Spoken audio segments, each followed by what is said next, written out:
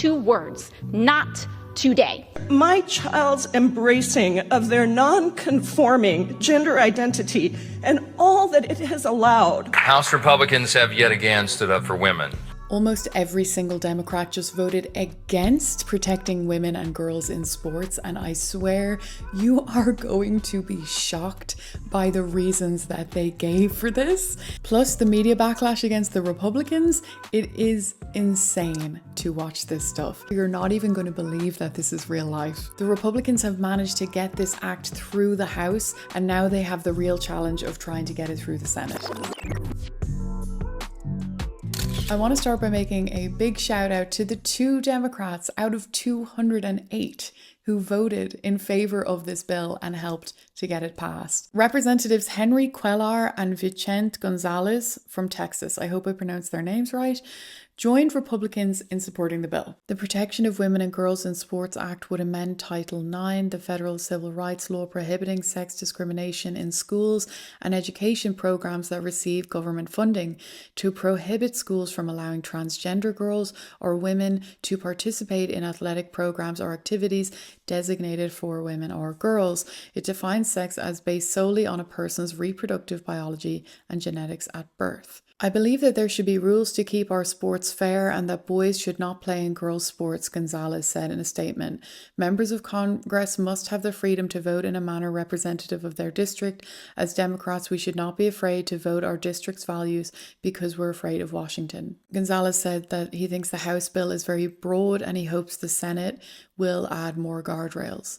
It's awesome. They've been logical about it, they've been fair about it, and they've represented their constituents. And of course, the Republicans initially celebrated this getting through the House. Afternoon, this is a great day for women in America. House, yes, that's an applause line. House Republicans have yet again stood up for women. This is a commitment that we have made because it comports with what is right and what is common sense. We know from Scripture and from nature that men are men and women are women, and men cannot become women. It's sad that we have to say that.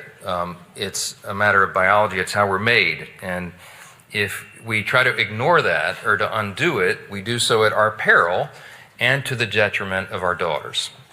Across the country, female athletes like Riley Gaines and Paula Scanlon and Peyton McNabb have had to compete head-to-head against biological men. It's just not right. Around the world, it's estimated that more than 700 female athletes have been displaced by males in their women's sporting events. And that has resulted in more than 1,000 estimated medals, records, and scholarships intended for women going to men. It's dangerous, it's unfair, it's a rejection of reality, and it is just plain wrong. But then reporters actually tried to catch Speaker Johnson out, and he of course annihilated them. You led off by saying that a man cannot be a man. A man is a man, and a woman is a woman, and not become a woman, yet that's what Scripture teaches. That's at least the second time I've heard you reference that. Can you say why you think Christian Scripture teaches that? I'm curious about your response to various other Christian traditions. Interpreting Scripture differently. Gender. Well, it goes back to the first book in Genesis. Male and female, he made them. I mean, this is pretty clear. I'm not sure there's another interpretation, but everybody's open to interpreting Scripture however they will. But this is comports with common sense as well. So we know it from our religious tradition, which I believe is the truth. I'm a Bible-believing Christian, make no apology about that. But whether you regard that as the truth or not, it's also nature. It's biology. And biology is not bigotry, as we say.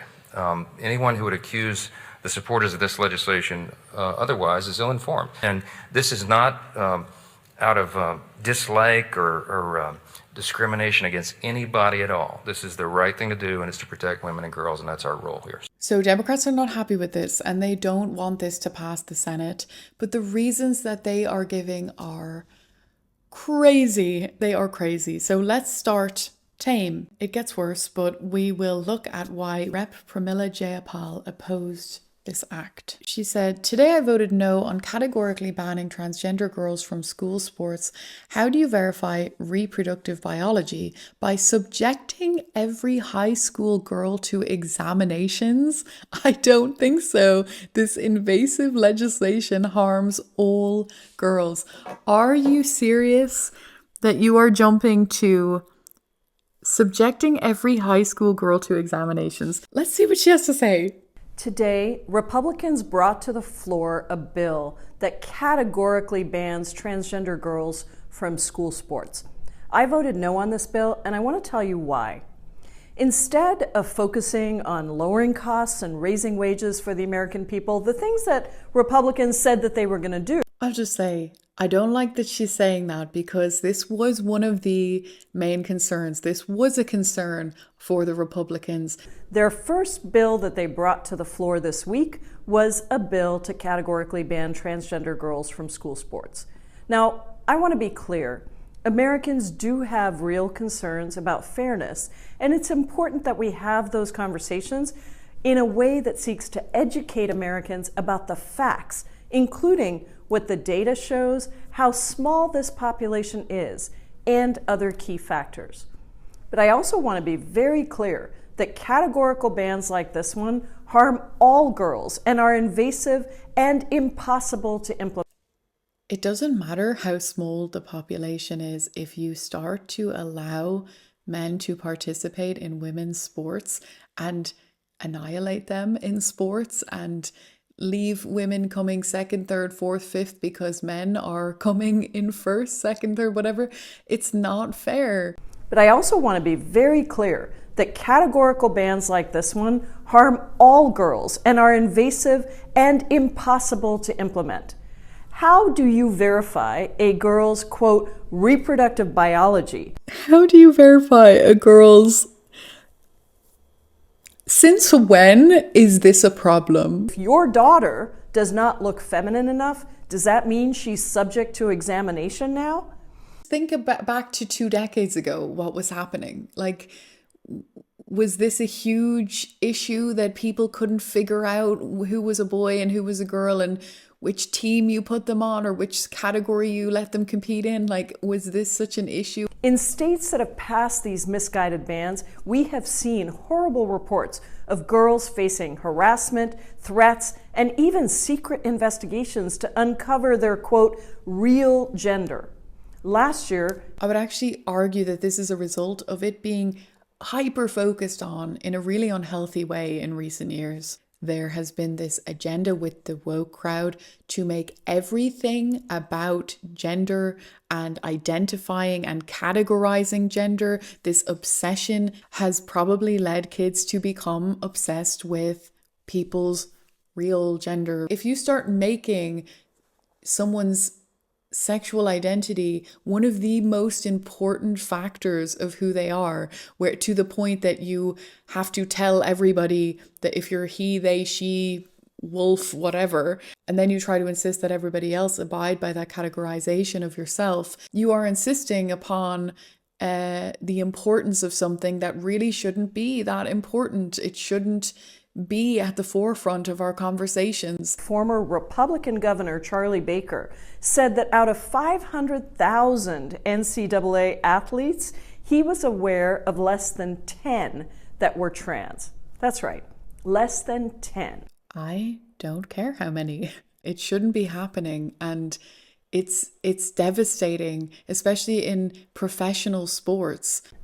We should be focusing on the real obstacles that female athletes face, like a lack of financial resources and vulnerability to abuse.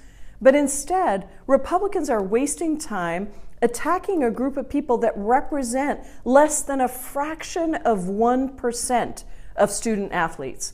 This is a manufactured crisis to distract you from the fact that Republicans have no real solutions. The irony is that it's a manufactured crisis that the Democrats manufactured. The Republicans did not create this issue.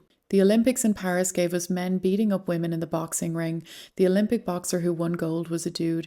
He did not meet eligibility requirements to compete in women's event, but just came in 3rd place for the Associated Press's Female Athlete of 2024. This is unreal and should not stand. This is just ridiculous. I usually try to see both sides on things, but I can't with this one. It is absurd. But this representative is biased. Her son actually came out as non-binary and later as transgender. And here you'll see how she approaches this from an extremely emotional mindset.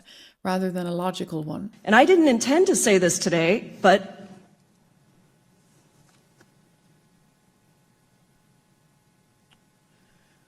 excuse me. My beautiful, now 22-year-old child told me last year that they were gender nonconforming. And over the last year, I have come to understand from a deeply personal mother's perspective. I've always been a civil rights activist. I've always fought for my constituents and my communities to have equal rights. But from a mother's perspective, I came to understand what their newfound freedom, it is the only way I can describe what has happened to my beautiful child, what their newfound freedom to wear a dress, to rid themselves of some conformist stereotype of who they are, to be able to express who they are at their real core. If your son feels the need to wear a dress, he should be allowed to wear a dress. And if he finds that the word non-binary describes his experience of himself, then great, he can use the word non-binary to express his experience. And I'm glad that he found words to describe what he is going through internally. But that shouldn't mean that he can participate in women's sports. There should be a separate category for trans or all-inclusive, where trans people can be included, women, men, and if women choose that they want to be a part of that category, then they can participate in that category. But women should be given the right to choose, and they should be allowed to participate in women's only sports if they want to. And right now, that right has been taken away from them. And I find it so hypocritical that this party that claims to fight for equal rights, for women's rights to choose, then is so against giving women the right to choose if they can participate in women's only sports. And here's AOC's argument. Here we are today, Republicans who have voted consistently against the Violence Against Women Act, who have taken away the right of all women to choose and have control over their own body, who, as women are bleeding out in parking lots across the country, standing there. So like I said, she cares about women's right to abort a baby, but she doesn't care about women's rights to participate in women's only sports if they would like to do that. Allowing us to die, now want to pretend today that they care about women. And why? To open up gender and, yes, genital examinations into little girls in this country in the so-called name of attacking trans girls. And to that... This is crazy. This is absolutely crazy. What did we do before? How did we ever get by before? How did we ever figure out who was male and who was female? You know, historically, it must have been so confusing. There must have been so many problems where they spent so much time examining children like she's claiming that they're going to be doing. This is absolutely absurd, fear-mongering, emotionally charged kind of stuff to just try to switch people into an emotional reactive state rather than thinking logically. It's just that same old stuff. Just throw out an absolutely absurd, emotionally charged idea to get people riled up. And it's just crazy. Today, what we have to say are two words: not today. The majority right now says there's no place in this bill that says it opens up for genital examinations. Well, here's the thing. There's no enforcement mechanism in this bill. And when there is no enforcement mechanism, you open the door to every enforcement mechanism. So I guess that the Democrats saw this bill and they thought, okay, this doesn't have quite enough guardrails on it. So let's just start claiming that they could technically start examining little girls and that's what's going to happen. And let's just state it like it's fact and try to win the argument that way. And the problem that they don't realize is that people don't take them seriously when they say stuff like this. They lose credibility and people, they look like a joke when they say stuff like this. And I'm all for adding some guardrails if they want to add guardrails, if they want to make sure that everybody is protected and it's, you know, that it's fair, grand, that's cool. But this way of going about it makes them look so bad, and it's not working anymore. This emotionally charged stuff is not going to influence people anymore. I hope that they're going to try to work with the Republicans. I hope that both parties will try their best to work together. And this kind of talk doesn't help things. It doesn't help to heal the divide. It doesn't demonstrate a want to work together and to collaborate. I hope that they'll try going forward to actually address things in a more calm manner and collaborate. Let me know what you guys think about this. Like, it is crazy. It's so crazy. Do you think that this will be able to pass in the Senate? We have to keep talking about these things. And if you can, call up your local representatives and tell them how you feel, or message them online, whatever. There's loads of different ways to get in contact with them now. And do, because these things affect your world. And even though this has passed the House, it doesn't mean it's going to pass the Senate. So let's all stay tuned. Let's keep the conversation going. And yeah, I'm looking forward to hearing your guys' thoughts. See you next time.